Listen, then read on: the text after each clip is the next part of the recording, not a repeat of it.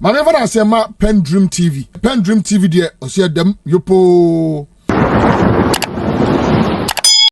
You are once again welcome to PENDREAM TV, the only channel that brings you the best and latest updates in politics. If you are new here, please don't forget to subscribe to the channel, hit the notification bell, like and also share to other members to watch as well. You can equally leave a comment at the comment section after watching or send us a voice note on our WhatsApp number, which is 0277-128-777.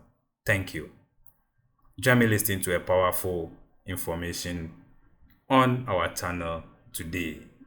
And it's very powerful and you cannot afford to mix out. Please stay till to the end. Thank you for being with us. Thank you for patronizing us as well. God bless you. We'll be right back. Kwesi Pratt. But before we do that, a few comments from those of you who are joining us via WhatsApp and text message. This is from Aaron Shukura Oyarifa. Says, good morning. Honorable Sam, condolences to the family of Honorable Sam Piale. I had the honor to meet him in India at a program about India and Ghana in 2012 when he was the Ghana ambassador to India. He was such a lovely person. May he so rest in peace. Senator, coming to your discussion. Now we have a president who is always on his feet and after his own words. So Ghanaians should rest assured that he will deliver. President Mahama is not the type who sleeps on his duties and wakes up to praise his appointees for keeping money under their beds. He is not a president who says there will not be haircut, but there was. We know where the children are. They will be brought to their parents alive, being. But at the end of the day, their bones were brought to their parents to be buried. I rest my case. That's Aaron who sent that. Aaron, thank you very much for that comment. This one says, I want to use this opportunity to wish Honorable Felix Kwachofoso and Honorable Emmanuel Amma Kofibo a happy birthday. God richly bless you and grant them both their hearty desires. I don't send that from Cape Coast. Two very big birthdays today. This one says, I understand from government circles that the president says they cannot organize parties or something. Oh, why? This one is from Snare says, I'm interested in the code of conduct. In section 1.53 on the interest of family and personal friends, as I have started reading. If Ghana has also a code of conduct in addition to this one, which I believe the president's own has been tweaked to what's already there, then with all due respect, some people have taken unfair advantage of our institutions and our dear country. They owe this country their sweat in giving back absolutely to the building of our dear country. Culturally, the A and B point, especially the point B, they must see how to deal with it. And Senator, please let your panel address 1512, also at section 1 on the issue of gifts. I've seen the president has given his car gift to the state. Finally, Senator, please tell Mr.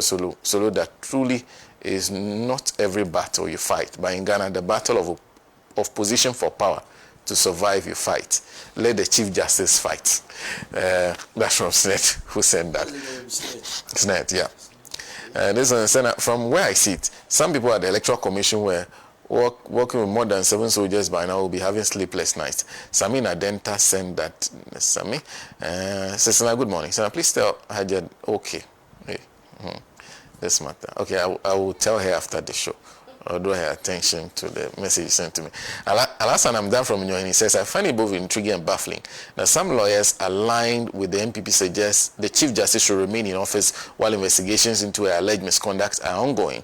I'm not a lawyer, but from a layman's perspective, it seems obvious that allowing someone to remain in position of power, especially the highest judicial office, while they are being investigated, raises serious concerns about impartiality and the potential to influence the process. With new positions emerging, one has to wonder what kind of legal training supports such a stance. Thank you very much for the comment. Sualiso, governor from Tamale, says, please, well, if you see, just when I have the opportunity of reading your message, you actually didn't send the message, you were complaining. So I think there are many messages coming on WhatsApp at a go. So send the message, maybe repeat it. If I get it, I'll read it for you. But thank you for those messages. Keep them coming. Mr. Pratt? Well, I mean, first of all, I feel very, very uncomfortable being here this morning. And the reason for the discomfort is just that something is happening in memory and honor of some PERLE, and I'm unable to be there. The fact that he would have done what I'm doing today is not comforting enough. And I like everybody else has said, to extend condolences to his family and his friends and his comrades. I think maybe to some extent, my own conscience will be freed a little bit if I dedicate this program to his memory, so that this program is seen as part of the effort at Sakama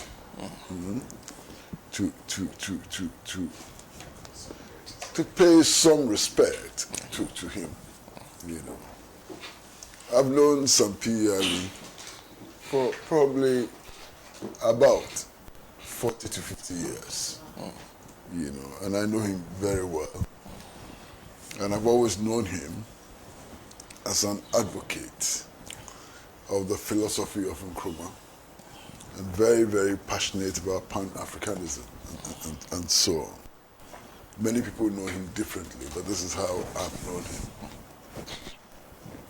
Now, Sweeney, the 1992 Constitution guarantees unfettered right to demonstrations. The fetters to demonstration were actually introduced by the National Democratic Congress in the Public Order Law. And I still believe that it is time to throw that Public Order Law out of the window. It's a law which clearly set out to limit the right of people to demonstrate. And in practice, it has not made any sense at all. Indeed, on many occasions, when citizens have attempted to demonstrate, in fact, on the majority of occasions, about 99% of occasions, the police has come up with some reason why the demonstration cannot take place. It is either the venue for converging is a security zone, or the venue for the delivery of the final declarations and resolutions and so on is a security zone, or that the police is not in a position to marshal sufficient numbers to protect the demonstrators, or that the date of the demonstration is such an important day that demonstrators cannot be allowed to demonstrate for all kinds of reasons. What they used to do was to go to court ex parte and to get an injunction, and they always succeeded. Until one judge decided that that application should come on notice. Even that judgment, nobody has worked with that judgment. So we're still getting ex parte applications approved and so on. I think it's important to revisit the Public Order Law and to restore what the 1992 Constitution sought to do, and that is to grant unfettered, rights to people to demonstrate. Now, what are demonstrations meant to do? I think one of the things that demonstrations set out to do is to show the popularity of the cause which is being pursued. It's put faces, human beings, numbers behind demands to show that it is not only the 3 or 4 people who address a press conference who believe in that cause, and that there may be thousands, maybe hundreds of thousands, millions of people who share those opinions and so on. So in testing demonstrations for quality, there are things that we need to look out for, and that is for every demonstration. You need to test it for quality. Is it a popular demand? Is it an unpopular demand? What numbers are mobilized around the ideas and the demands and so on? It's important always to do a quality check. Otherwise, governments will have to agree with every demand that demonstrators make. Understand? But because government are not enjoined to agree with every demand that demonstrators make, we have to have a means of testing for quality. And I was so very happy on the day of this demonstration that the media went out there in the street and tried to find out from the demonstrators why they were there. And so, Hini, I know you listened to some of those interviews. And those interviews were exceptionally revealing.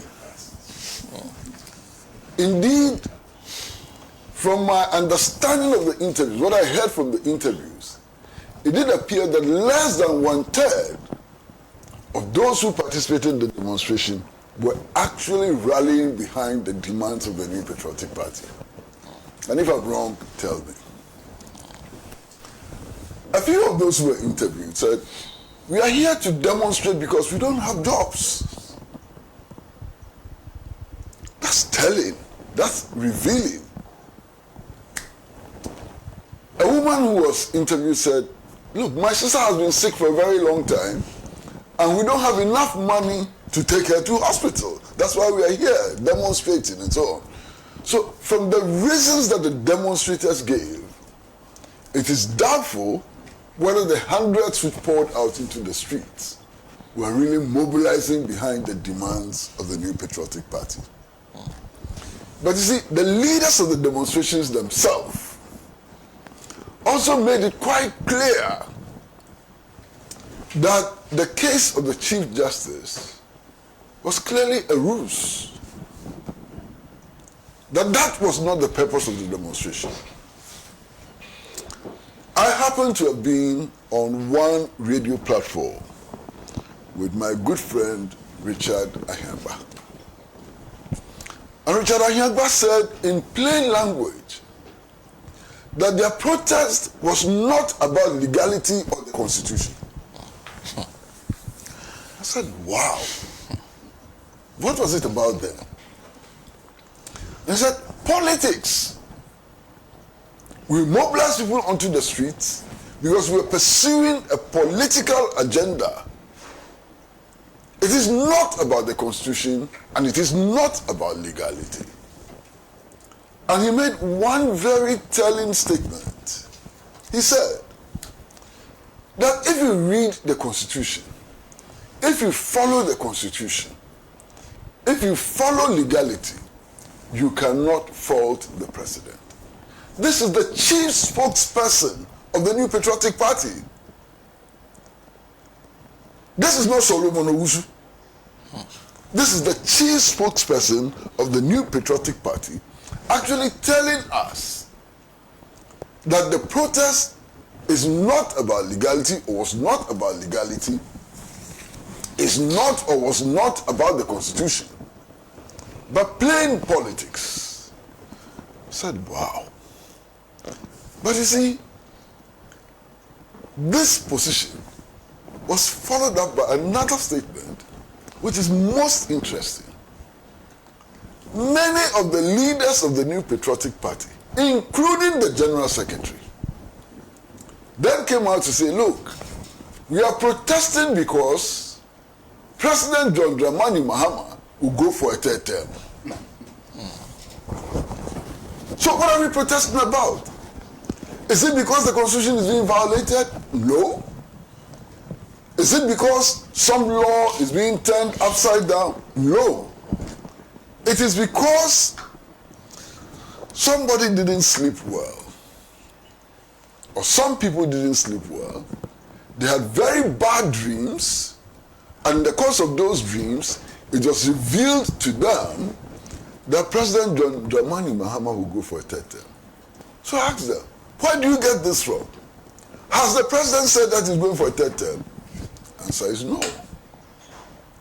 Has anybody who can speak on behalf of the president, and there are people who can speak on behalf of the president, and for example, if the vice president came and said, look, the president will go for a third term, we'll take it seriously. Or if the national chairman of the party were to make such a statement, or if Felix Ofosu-Kwakye were to make such a statement, so we'll take it seriously.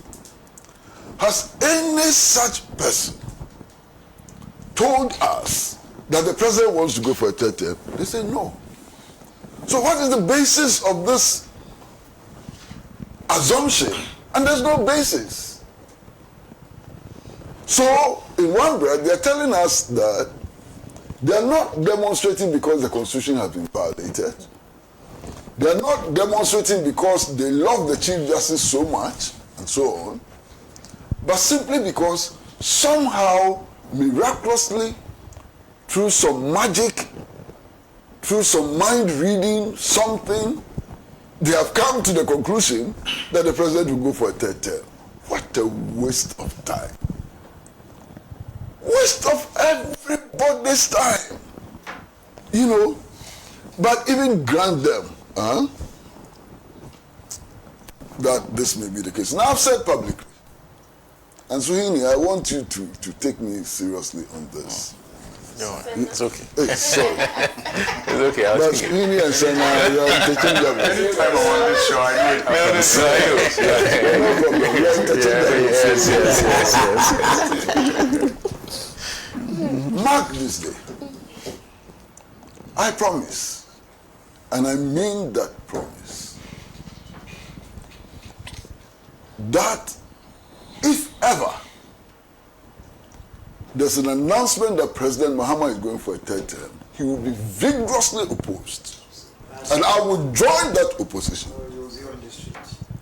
You understand? So let nobody be deceived. As for the option of a third term, it's out.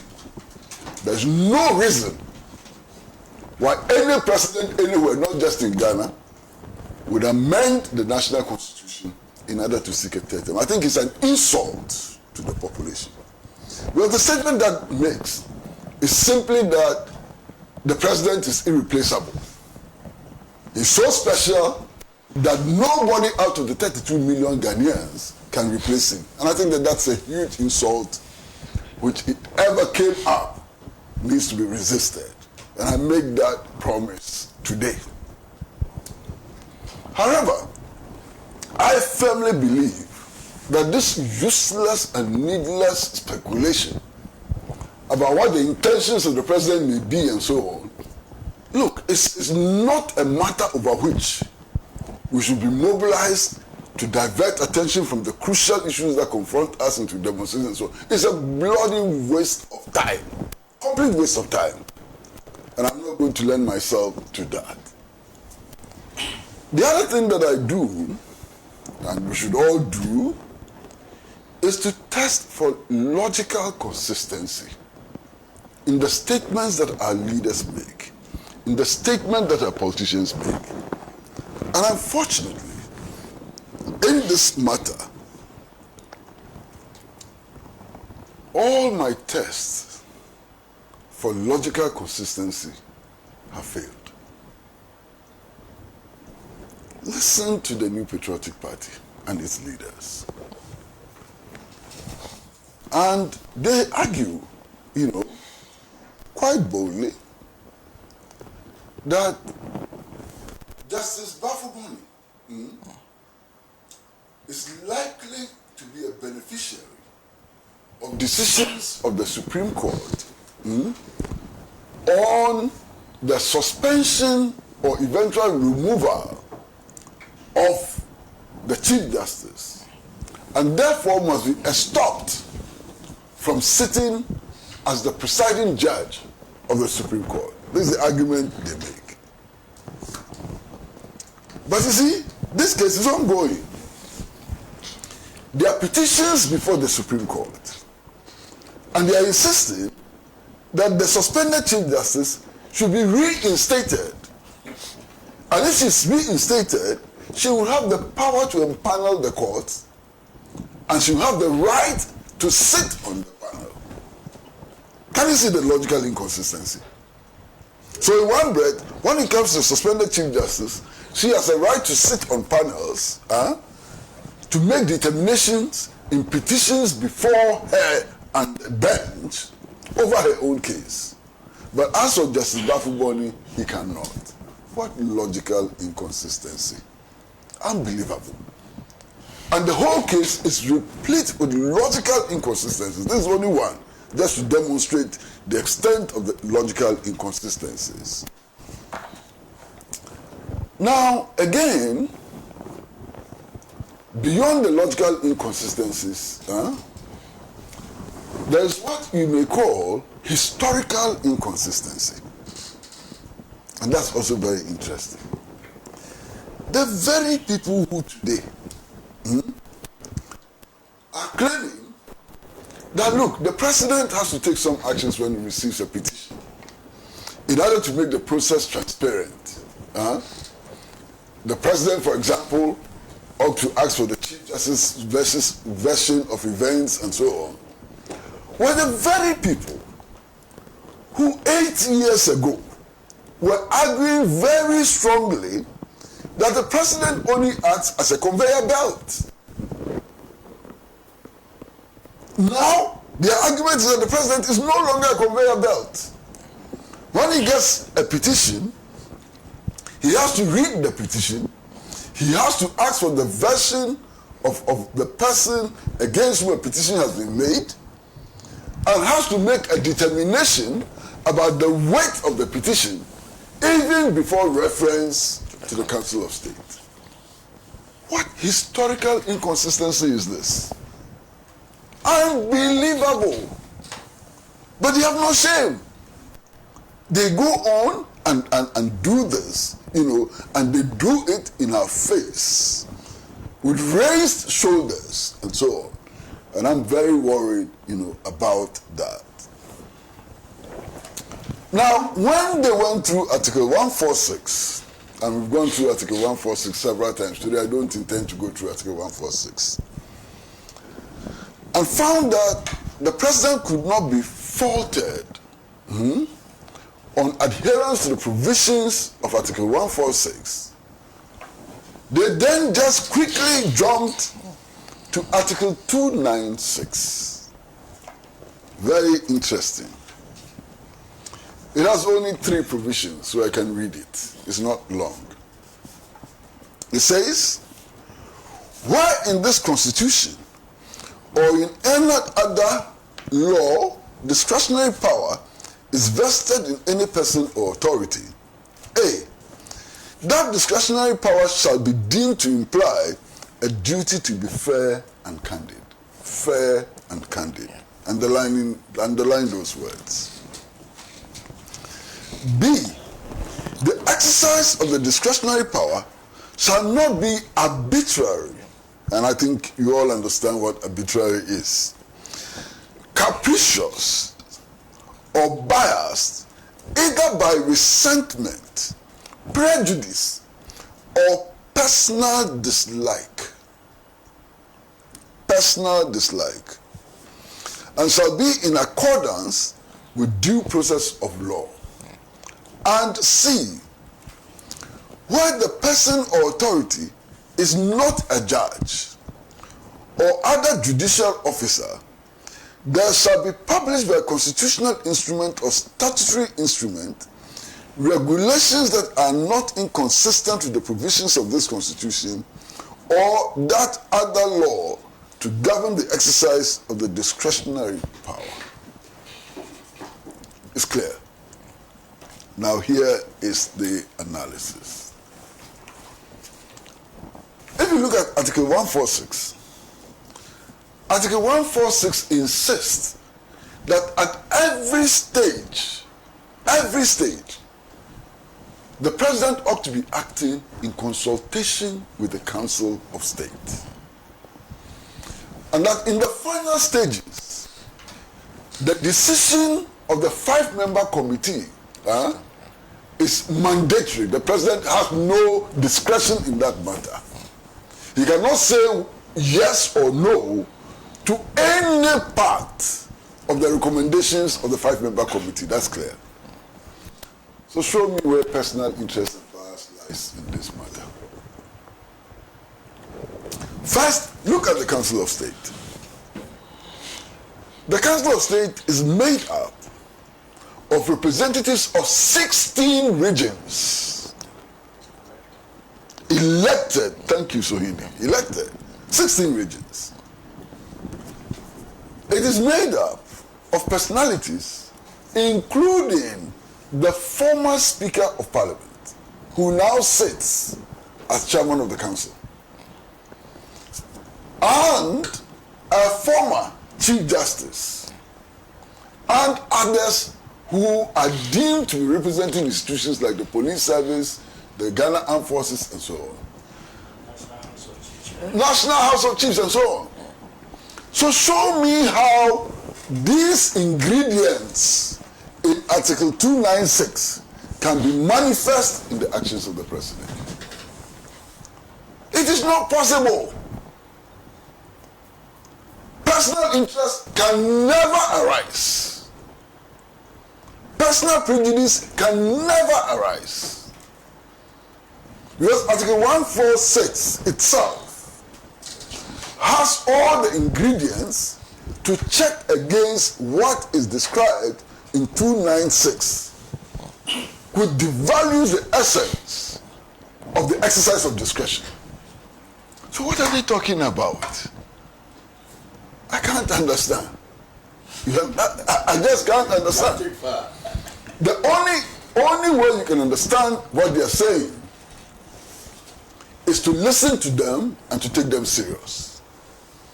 And if you listen to them and you take them serious, they are not worried about legality or the Constitution. Their prime objective is to play politics. Okay. And in playing that politics, they cannot rely on the Constitution. They cannot rely on Article 146 or even 296 to play the politics. They can rely only on their imagination, their supposition that the President may run for a third term. That's the only way.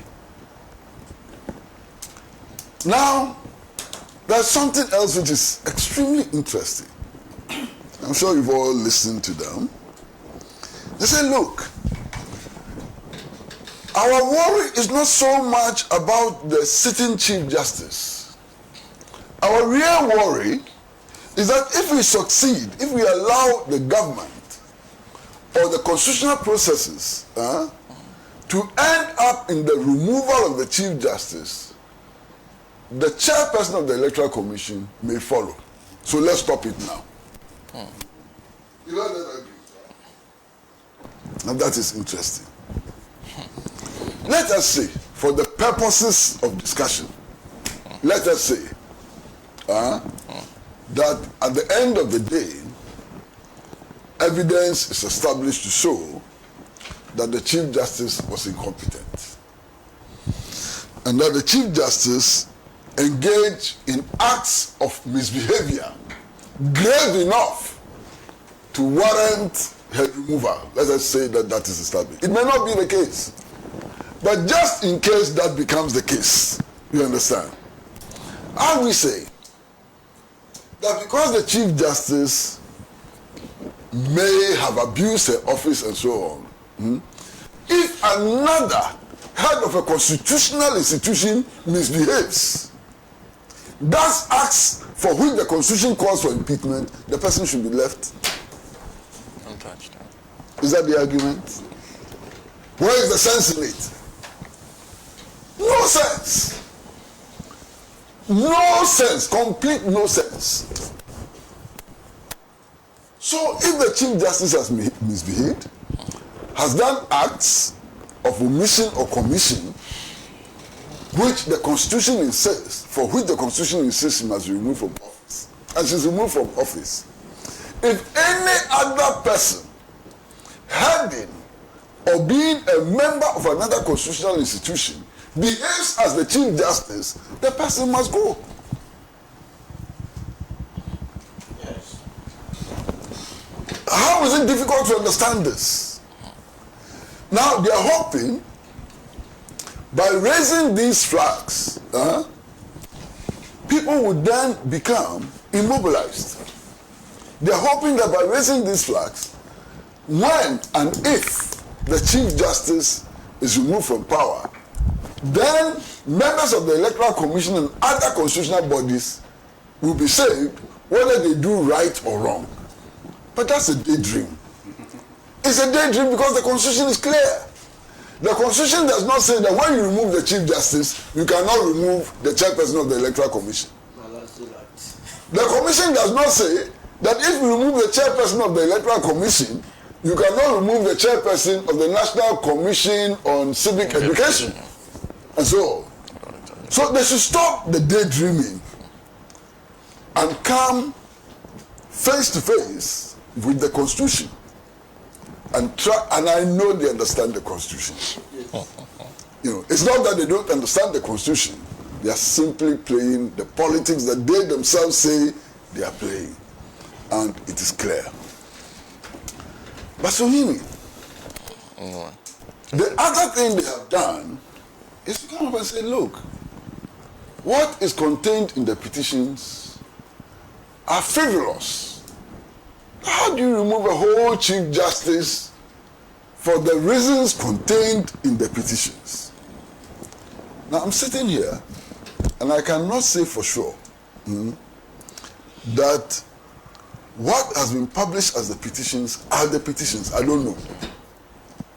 But some material has been published as the petitions, upon which people are making all kinds of arguments.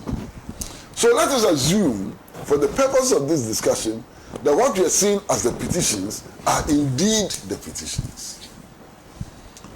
And I hear them saying that in Tree, I mean, one of them said in Tree, that somebody has written a petition, a former police officer who is a lawyer has written a petition, and that what the petition seeks to do is to get the Chief Justice removed because the Chief Justice reprimanded him. That's false. Completely false. The petition which I have read says that the Chief Justice on her own, not as head of the panel, on her own, after the case had been determined, ordered his arrest and detention arbitrarily and illegally. That is the gravamen of the petition. Now, is anybody telling me that the arbitrary arrest and detention of a citizen is a light matter? It is not. It's a grave matter. It may well be that this committee may come up and say that, look, it is not true that the Chief Justice arbitrarily ordered the detention, illegal detention of this police officer, and therefore the Chief Justice should come back to her work. That's for the committee to decide. It's not me who is going to decide that. But the allegation is grave enough to lead to the determination of a prima facie case. You understand what I'm saying? So they bastardized the petition in order for the petition to look frivolous. The other day, I saw somebody else standing, not sitting on television, actually standing on television, and saying that they say that the Chief Justice took the $10,000 per diem for her daughter to go abroad and so on. But how can we be so cheap that the Chief Justice actually refunded part of the money? And that in other instances, people travel and they don't refund anything at all. So rather than castigate the Chief Justice, we should be praising her. Wow, is that the issue? Is this a frivolous matter? I don't know. The committee will decide. But we should allow the committee to decide. Now, if you read Article 146, it is clear, even the casual reading of Article 146 shows that the drafters of the Constitution intended the process to be confidential. Everything about Article 146 indicates very clearly that that whole process needs to be confidential. And If you want, I'll read it. I don't think it's necessary to read. Now, I believe firmly that there's a reason why the drafters of the Constitution decided that the processes ought to be in camera and ought to be in confidence. Now, the reason is that at the end of the process, that is the determination of the 5-member committee, the Chief Justice may be removed from office or may go back to office. Okay. Now, I think that the drafters of the Constitution were minded by the fact that if you're going to have a Chief Justice go back to office, she should not suffer reputational damage from the trial. So that Article 146 is intended to protect the Chief Justice from reputational damage. And that is why Article 146 makes sure or insists that things should be done in camera and in confidence. Now, friends of the New Patriotic Party are saying, no, open the hearing to television. Let's view it live on television and so on. What is the implication of that? Just imagine the kinds of allegations which can be made, some frivolous, some substantial and so on, against the Chief Justice. At the end of the day, if the committee comes and says, oh, the Chief Justice is clean, she can go back to work and so on, there will be lingering doubts in the public mind about her integrity and so on. And that becomes a burden that may not allow her to perform her duties, to the extent that the Constitution envisages and so on. But our friends from the New Patriotic Party say, damn everything, stamp on everything. Publish the petitions, publish the Chief Justice's response. Let's have open public hearings and so on. And they even go to the extent of saying that the Council of State's determination of a prima facie case should be published. When indeed, all deliberations of the Council of State are not public. Given the very nature of the matters that go before the Council of State and so on, they are not public. And they are designed not to be public in order to protect the national interest. Because the Council of State discuss weighty issues about national security and so on. But you see, this one is how do you say, is it a klanga or something? You people who speak English better than me, klanga.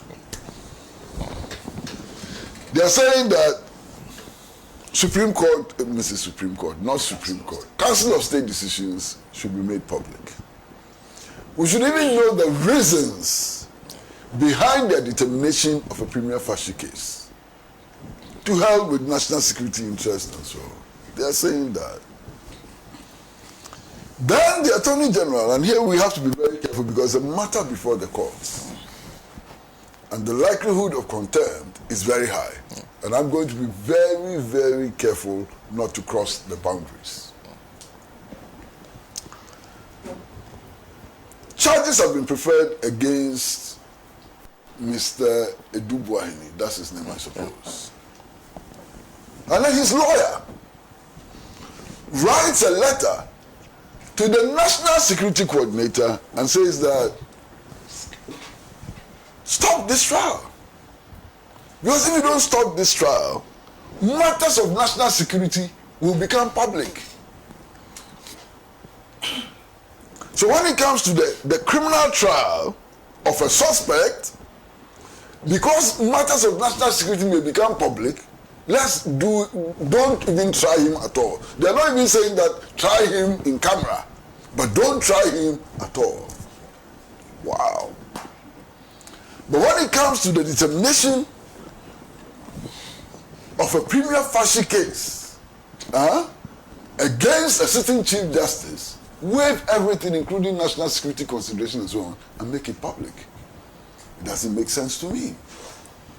Now, one of the things that we are told can become public if the state insists on trying Edubu Ahini, it's a list of people who are in opposition to the NPP, but who are eating from the bowl of the NPP, who are collecting monies from the security. People are eating. Master, I think that is a very good reason for the trial to continue. People are Because we want to know those people. Who are those people who are eating there?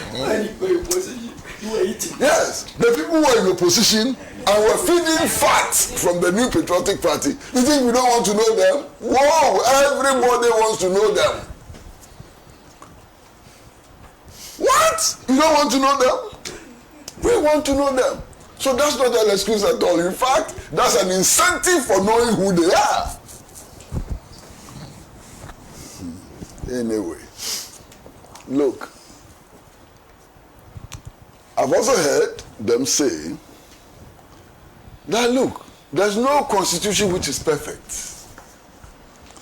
That in every constitution, some things are not there. Some very important provisions are not there. And that is why the Supreme Court must make determinations. I like to submit that the Supreme Court does not have and cannot have any power to amend the Constitution either by insertion or by extraction of anything in the Constitution. The Supreme Court will never have that power and does not have that power. There are processes for the amendment of the Constitution. So if indeed they are dissatisfied or unhappy about some provisions of the Constitution and think that should change, they should come properly. You understand? They should come properly. So much. Their argument, one of their arguments is simply that he who appoints has influence.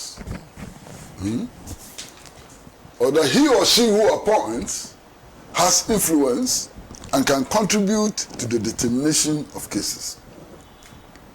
Wow, what an argument. What an argument. Because from what I know, if you look at the current membership of the Supreme Court, only one, maybe two, maximum two, were appointed by an NDC administration. So why are they worried? Following from their own logic, they should not be worried. One. Well, that is Scott Puaman. Yes, that's all. Even the acting Chief Justice was appointed by the Kufuor administration. Yes. So following from their own logic, where is their fear? No basis for the fear. You understand? Then they claim, and sometimes it's very interesting to listen to these, my friends, they claim that President Mahama is packing the courts.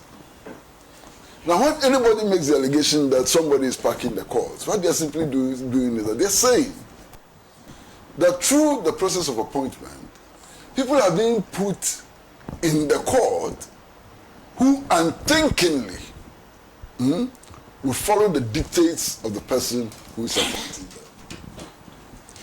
But if that is the case, then, my goodness, they really packed and overpacked the courts.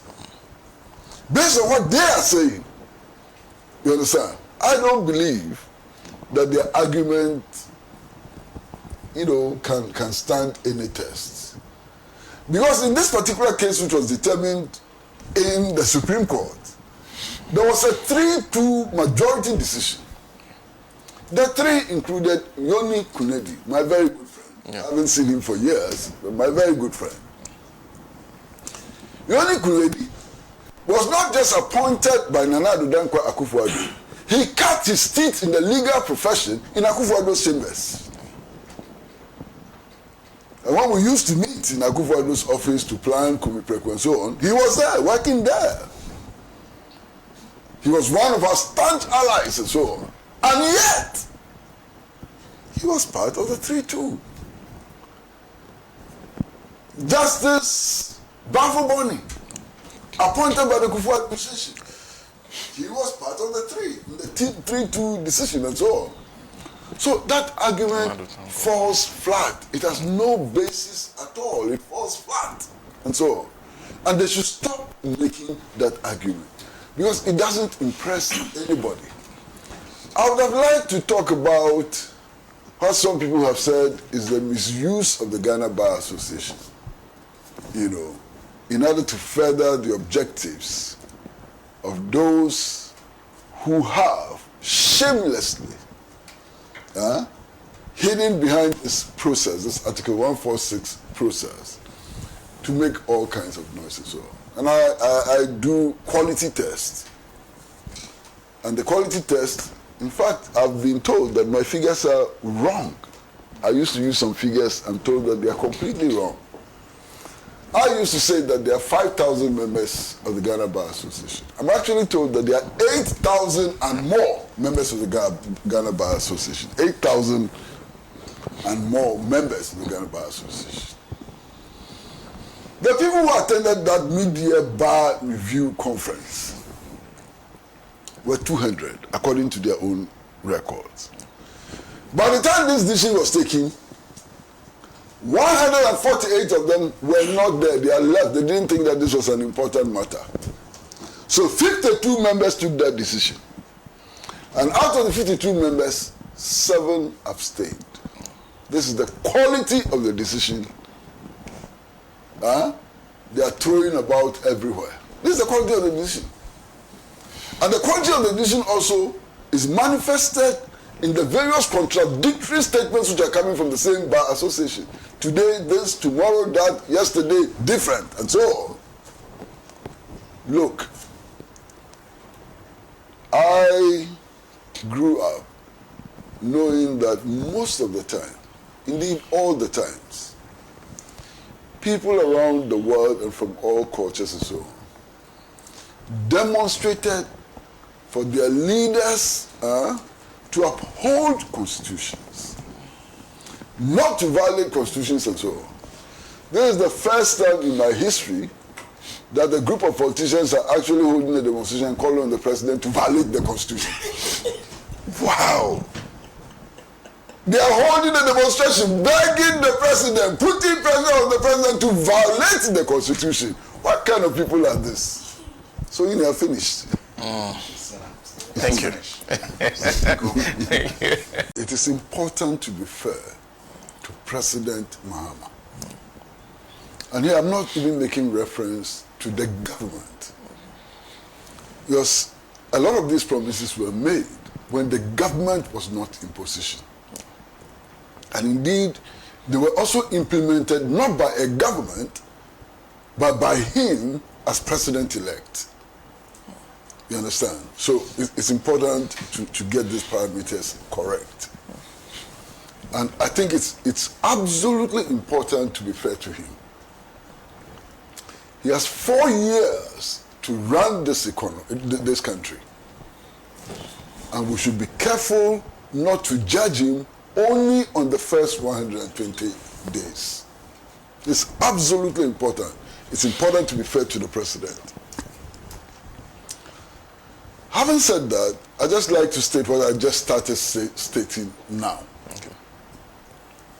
You see, if you go to the market today, most goods on the market today were not brought in under today's conditions. They were brought in under yesterday's conditions. And in economics, there's something known as the gestation period. So even if you have good policies today and the policies are working, you need to calculate the gestation period properly. It is not possible, and I insist, that it is not possible for prices to fall by Monday. And we should be careful not to unreasonably raise people's expectations, because it constitutes a danger for the government and its PR. Within the first 120 days, many significant things have happened, mostly commendable, but they are what they are.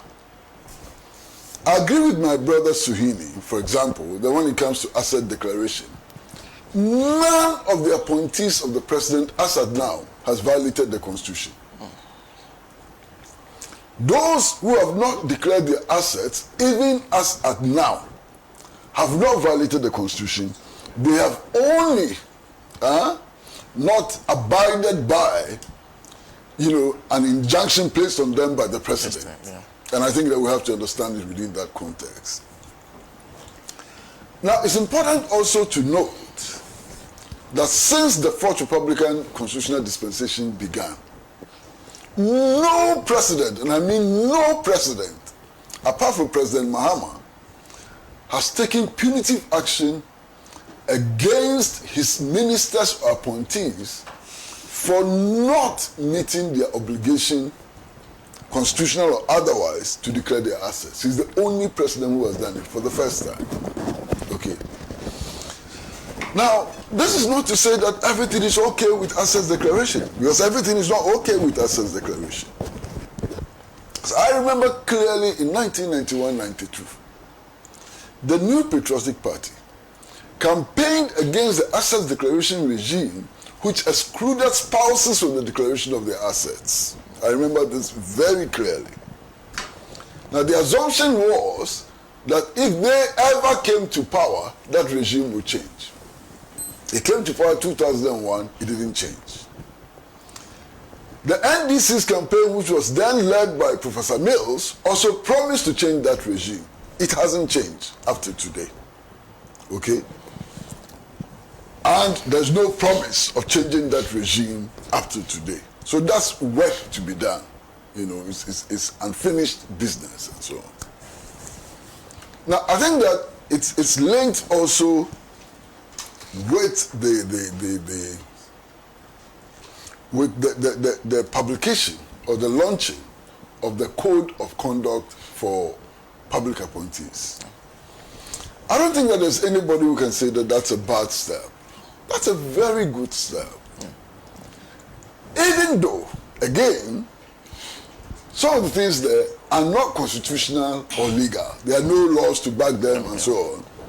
But they clearly demonstrate the president's intent to hold persons that he has appointed accountable and to meet a certain promise that he made in the electioneering campaign. However, there are difficulties which have to be resolved. And one of the biggest difficulties that has to be resolved is the question of gifts. There's a need for further definition and further clarification. I'm happy that something has been done, but what has been done needs to be improved significantly. What do I mean? There is an injunction that those public officers appointed by President Mahama cannot receive gifts of more than, I think, 20,000. Okay? Beautiful. If you don't put that within a time context, it becomes useless and irrelevant. You understand what I'm saying? Because then, 20,000 for what duration? Is it 20,000 for 1 hour? Is it 20,000 for a month? Is it 20,000 for the year? And so on. So it's important to put it within a time context in order for it to make full meaning. You understand? So it is commendable, it is fine, but some things need to be done. You understand? Now, I see people scoring all kinds of percentages, 72, 90, 95. My brother here says 54 and so. 50, you said 51. 51. Some say 40 something. I'm not in the mood for scoring percentages. Something is happening which is significant. You have a president who appears to be meeting the promises that he made, to be fulfilling the promises that he made in the elections. Okay? Some of the things have just started, some of them have gotten far, and so on. The important thing... Thank you for making time with us today, and we plead with you to continue to be with us till, because you have more in store coming your way and you cannot afford to miss out. This is the best place for facts. This is the best place for political authentication. do stay with us. Thank you. Dedi kama mamena PENDREAM TV ase. Na so far so good. Say open online portal e wo Ghana. Nipa share, nipa follow, nipa comment here. To my best of knowledge, without any biases, PENDREAM TV.